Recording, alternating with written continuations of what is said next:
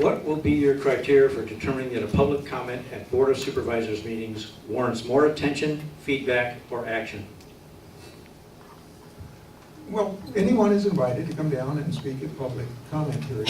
We have some regulars, and we have people come down that clearly they're into their wits and don't know where else to turn. And so we're sitting there. I listen to each and every one of them, and particularly if they're constituent in my district. If they bring something up, we're going to attend to it. You know, we're going to run it to ground. We're going to get the right people from each department to sit down with them.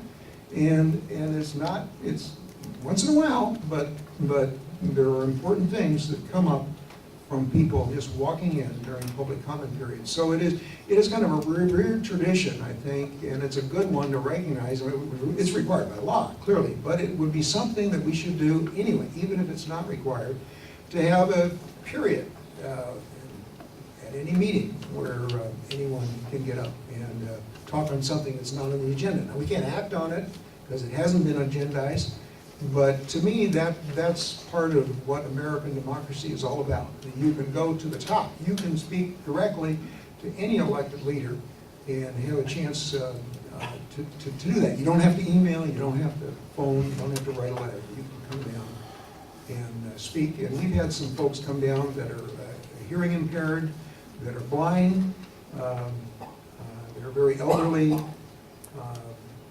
and we're trying to combine a lot of communication methods, but this to me is fundamental.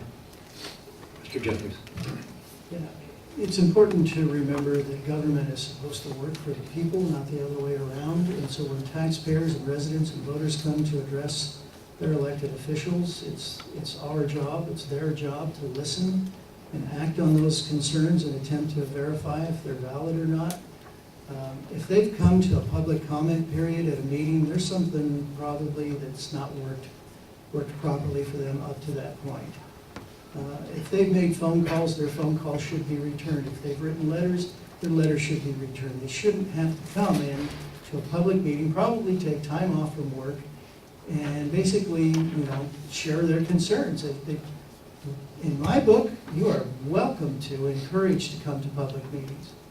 I'd even like to see the Board of Supervisors have some evening meetings once in a while so that working class families could actually attend a Board of Supervisors meeting. I think that would be a great way to open up.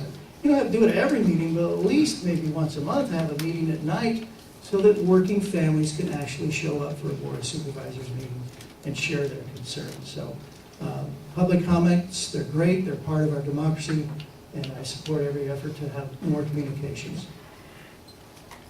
Mr. Buster. Yeah, I'll just say these meetings are very important. I'm willing to meet anytime, anywhere. In fact, I have the best attendance record of all the Board of Supervisors. We look back over the last 11 years, out of 524, I think, meetings, I missed 10. And some of those were on county business, or I was chairman of Riverside County Transportation Commission, and there was a necessary lobbying trip. So I'm there at every meeting. I vote on every item. I have never missed voting and never abstained on any item to deduct responsibility. So, and I'm there listening at every board session. I've even attended sometimes when I don't feel very well and probably a little too contagious to be there, because I think it's essential that we're present. Mr. Jeffries. And voting. Mr. Jeffries. Yeah.